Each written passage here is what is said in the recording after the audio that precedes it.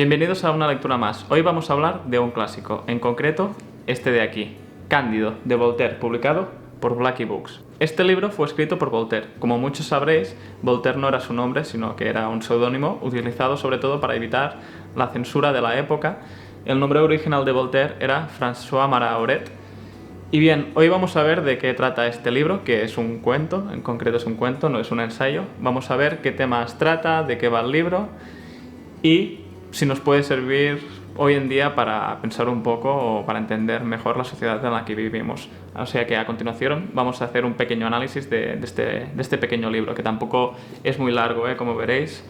El libro es pequeño, además es un libro ilustrado por Quentin Blake, así que dentro del libro también hay dibujos, la letra es bastante gorda, se puede leer muy fácilmente, la verdad. Como he dicho, este libro no es un ensayo, es un cuento, de hecho es una sátira de la sociedad del siglo XVIII sobre todo. Así que no os esperéis un ensayo de política, economía o sobre filosofía. Pero obviamente si es un cuento de Voltaire va a tener componentes filosóficos dentro del libro y es así. Es una sátira que tiene muchos componentes al final de crítica política y crítica social. Por otro lado, quien quiera encontrar en este libro una crítica feroz contra el antiguo régimen tampoco lo va a encontrar. Básicamente porque el libro se centra en criticar dos aspectos en concreto. Hay muchas más críticas y muchas ideas que salen en el libro que vamos a ver, pero dos en concreto. La primera es que critica la filosofía de Leibniz, que ahora lo vamos a explicar mejor, y el otro aspecto que critica sobre todo es la Iglesia católica principalmente. Y digo la Iglesia porque no critica la religión, critica la institución como tal y sobre todo el fanatismo religioso, pero no critica el hecho de creer en un Dios o en la religión en sí mismo.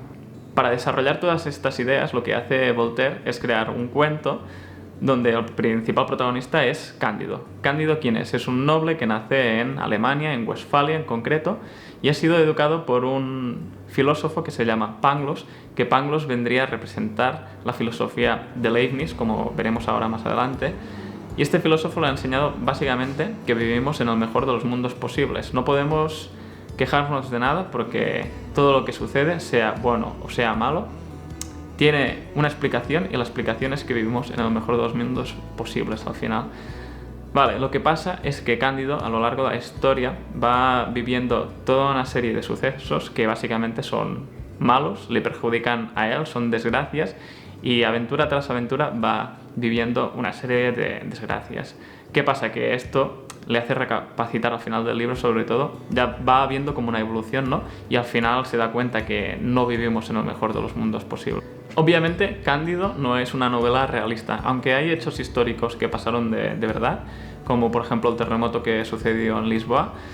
Cándido no es una novela realista, es surrealista. De hecho, pasan hechos inverosímiles, hay coincidencias muy extrañas, obviamente por necesidades del guión para seguir explicando la historia. El autor resucita a sus personajes cuando cree conveniente, así que no esperéis que sea un cuento realista ni nada por el estilo. Por otro lado, los personajes también son bastante característicos, son muy peculiares, pero son muy planos, porque no van evolucionando a lo largo de la historia. Por ejemplo, Pangloss, que es uno de los protagonistas de la novela, es igual al principio que al final, no cambia sus ideales ni cambia su forma de ser. Lo mismo pasa con los otros personajes que van saliendo. El único que cambia, como he dicho, es Cándido, que al principio es optimista, cree que vive en el mejor de los mundos posibles, pero al final, como digo, irá cambiando su forma de pensar, sobre todo por los sucesos que va viviendo a lo largo de su vida. Obviamente, cuando leemos libros de este tipo, que hace bastantes años ya y siglos de su publicación, nos lleguemos a perder con algunos personajes que salgan o hechos históricos que pasaron en ese momento que no los tenemos presentes. Por este motivo, lo que hace la editorial es poner una serie de pies de página para aclararte estas cuestiones. No sé, palabras en concreto que sean del alemán o que se utilice alguna expresión de esa época, alguna moneda que salga que ya no exista, obviamente, algún hecho histórico para aclararte que realmente pasó o pasó de esta forma y Voltaire lo está exagerando, etc. Básicamente son notas para ayudarte a comprender un poco mejor el libro y realmente están bien. Antes de empezar con el análisis de las ideas que hay en el libro, tengo que decir que este libro me ha recordado en ciertos aspectos a Don Quijote. Obviamente son muy distintos, pero ¿qué pasa? Los dos protagonistas de los dos libros, tanto de Don Quijote como Cándido, son muy parecidos. Los dos viven en una realidad, o creen vivir en una realidad que no es real, no es lo que pasa en la vida real. Que Cándido cree que el mundo es el mejor de los mundos posibles, cuando no es así, y Don Quijote también se cree que es un caballero cuando no lo es, y se cree que los molinos son gigantes cuando no lo son. Pues podemos decir que hay cierta similitud en estos aspectos. Por ejemplo, también los dos van acompañados de criados fieles. Por un lado, Cándido va con Cacambo y Don Quijote con Sancho Panza. También tenemos a los dos personajes que tienen un amor idealizado por dos mujeres. Los dos llegan un momento también a hacer una crítica feroz contra cierta literatura. En Don Quijote vemos una crítica contra la literatura, sobre todo caballeresca, y aquí en Cándido vemos un punto también donde se critica cierta literatura de los clásicos, de leer clásicos porque sí, cuando no tenemos ningún interés a lo mejor con lo que nos están explicando o no nos sirve para nada. Y al final de los dos libros vemos como los dos personajes despiertan de su ilusión, ¿no? Y vuelven al mundo real. Así que yo creo que Voltaire sí que estaba bastante inspirando en Don Quijote. No creo que cuando escribiera este libro pretendiera imitar a Don Quijote ni nada por el estilo, pero creo que hay bastantes similitudes entre las dos obras. Bien, empecemos con el análisis de las ideas que hay en el libro. Empezaremos con la más importante, que creo que es la crítica a la filosofía de Gottfried Leibniz, que Voltaire le da mucha importancia en este libro, porque ya empieza el libro diciéndonos todo el rato: vivimos en el mejor de los mundos posibles. ¿Y esta idea de dónde la saca? Básicamente del filósofo alemán Leibniz. Este filósofo, antes de empezar a desarrollar las ideas, ¿quién era? Leibniz es considerado casi como el último pensador universal, en el sentido de que llegó a abarcar una multitud de conocimientos dispares, distintos, ¿no? Por ejemplo, filosofía, religión, matemática, astronomía, etc. El típico pensador renacentista que llegaba a todos los ámbitos, pues este sería Leibniz, ¿no? Pues se considera que es el último a llegar a tener un conocimiento tan amplio de distintas materias, ¿no? A partir de ese momento, Leibniz es el último, pues solo habrá especialistas, o más que solo habrá especialistas, la gente se empezará a especializar más en materias concretas.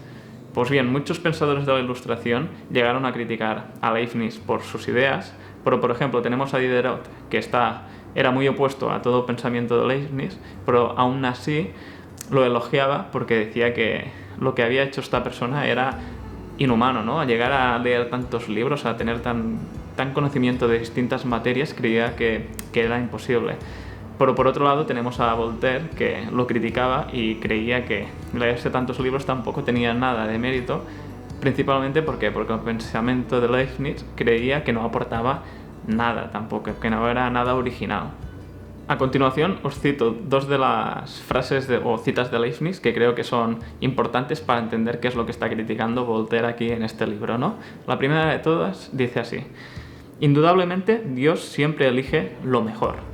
Y la segunda que he escogido es: el mejor de los mundos posibles actualizaría cada posibilidad genuina, y el mejor de los mundos posibles contendrá todas las posibilidades, con nuestra experiencia finita de la eternidad que no provee razones para disputar la perfección de la naturaleza.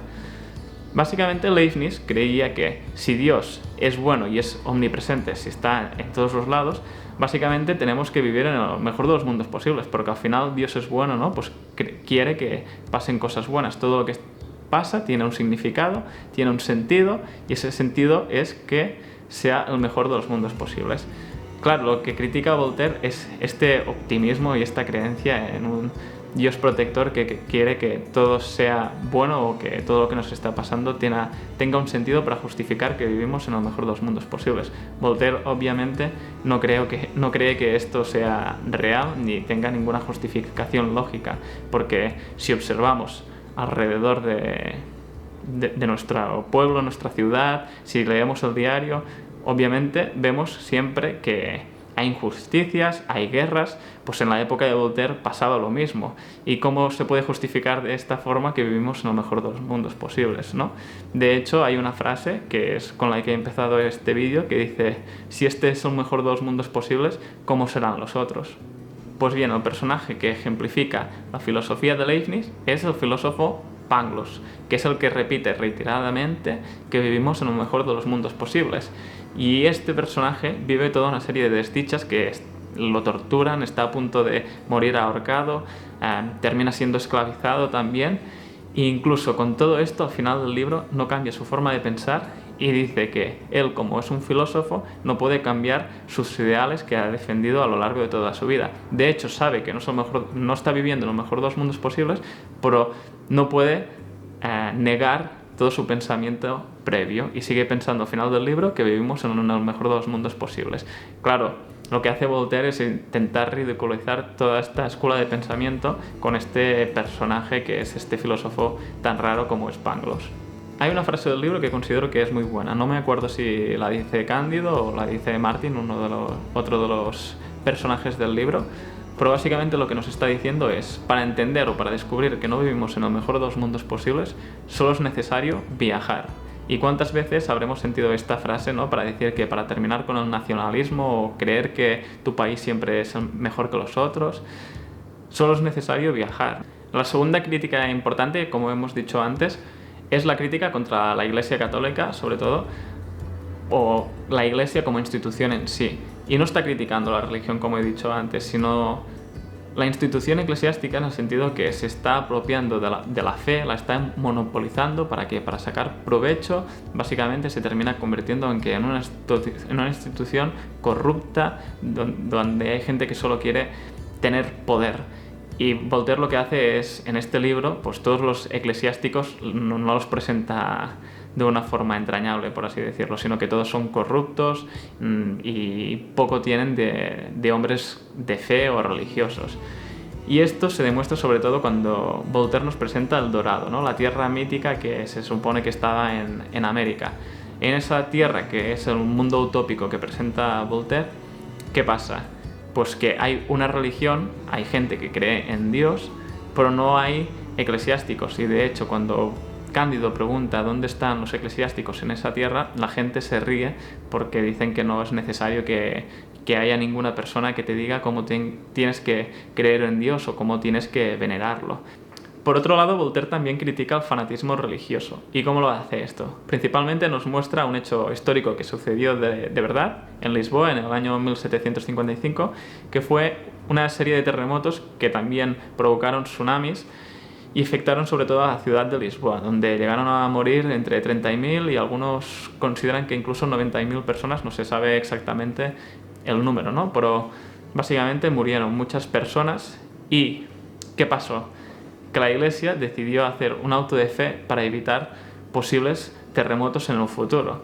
Claro, Voltaire lo que está haciendo es reírse de este hecho histórico y sobre todo del papel que tomó la Iglesia en este asunto. Porque ¿qué es un auto de fe? Básicamente un auto de fe eran juicios que llevaba a cabo la Inquisición. ¿Y a quién se juzgaba? A las personas que se consideraban que no eran fieles a la religión católica, eran herejes, ¿no? Porque básicamente o negaban el catolicismo o ya directamente estaban predicando otras religiones como el judaísmo o el islam, que incluso llegaba a ser peor, ¿no?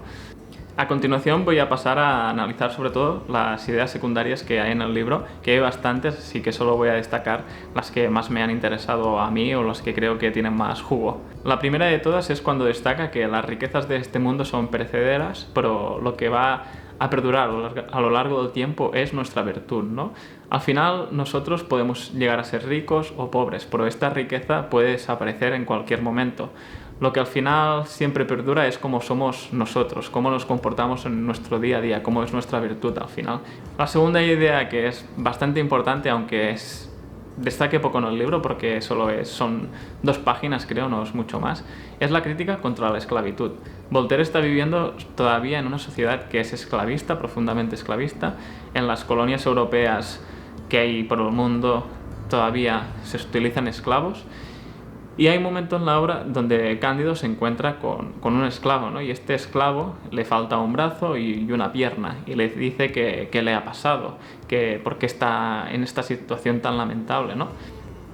Y básicamente, ¿qué le dice el esclavo? Le dice que es a este precio como coméis azúcar en Europa. Básicamente teniendo esclavos, tratándolos como ganado, no peor que ganado, en las colonias que tienen los europeos en ultramar. En el libro también encontramos una crítica a la idea de Rousseau de que el hombre es bueno por naturaleza. Voltaire nos está mostrando en el libro la visión hobbesiana del mundo, ¿no? De que el hombre es el lobo del hombre. El hombre es egoísta por naturaleza, y al final esta visión la está representando uno de los protagonistas del libro, que es Martin, un filósofo muy distinto de Pangloss, ¿no? Y lo que nos dice Martin es que Dios ha abandonado este mundo y que estamos en lucha constante, los hombres contra los hombres, ¿no? Los poderosos tratan como ganado a los débiles y los débiles odian a los poderosos. Esta lucha constante entre clases que tienen el poder y clases que están siendo sometidas por el poder.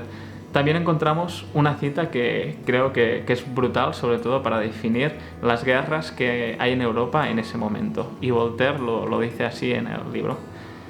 1 millón de asesinos uniformados corriendo de un extremo a otro de Europa se dedican al asesinato y al bandolerismo con disciplina para ganar su pan, porque no hay oficio más honrado.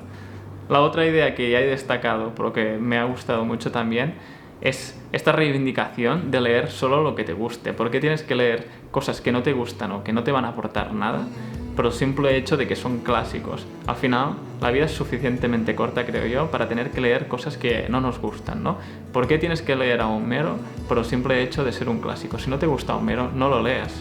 Si quieres, empiézalo a leer, te aburres, déjalo, pero no tienes que leerlo porque sea un clásico. Y quien dice Homero puede decir Cicerón, Platón, cualquier autor clásico que te venga en mente.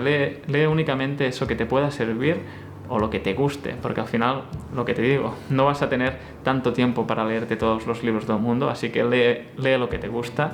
Y Voltaire en un apartado del libro lo dice claramente, que lo dice así básicamente. Los necios lo admiran todo en un autor consagrado. Yo solo leo para mí, solo me gusta lo que me sirve. Obviamente, en un autor de la Ilustración tenía que haber una reivindicación de la libertad de expresión, y en Cándido encontramos este apartado también. De hecho, Voltaire dice: es hermoso escribir lo que se piensa. Este es el privilegio del hombre.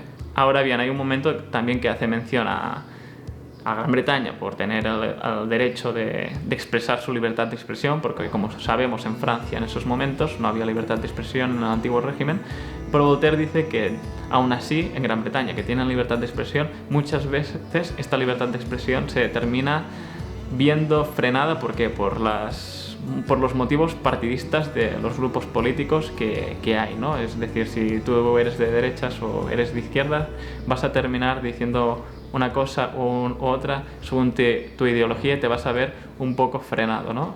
Esta idea también es interesante porque pasa mucho, ¿no? Vemos políticos que frenan lo que quieren decir. ¿Por qué? Porque tienen un partido detrás que los está vigilando, y como se pasen de la raya o no defiendan lo que está diciendo su partido, pues los van a echar o los van a separar y no van a dejar que vuelvan a salir en las cámaras. ¿Para qué? Para decir su discurso o lo que sea. Y la última idea que destaco es la de que la ignorancia hace la felicidad, ¿no? Es como un Matrix. Por un lado tenemos la pastilla que nos permite conocer la verdad, salir de Matrix y ver en qué mundo estamos viviendo, y la otra, seguir en Matrix, comerte la pastilla. ¿Para qué? Para no saber la verdad, seguir siendo ignorante y vivir sin problemas al final. Pues esto es lo que también nos intenta transmitir Voltaire al final del libro, cuando los protagonistas están trabajando en un campo, han dejado de filosofar, ¿no? Y en un momento Martin les dice a todos: trabajemos sin razonar, dijo Martin, es el único medio de hacer soportable la vida. Y es que es así, ¿no? Como vimos en la última reseña que hice, la de Filosofía en 11 frases, como nos decía el autor Darío Steinschreiber, la filosofía angustia, ¿no? Intentar conocer la verdad algunas veces angustia, porque vemos que no somos capaces de cambiar lo que estamos viendo o entendiendo, y al final incluso algunas veces sería mejor que fuéramos ignorantes para no tener que preocuparnos por estas cosas. Pero bien, Yo creo que a la mayoría de nosotros nos gusta conocer lo que está pasando en el mundo, ¿no? Y siempre preferimos escoger la pastilla de Matrix que nos permite salir de Matrix y conocer la realidad que nos envuelve.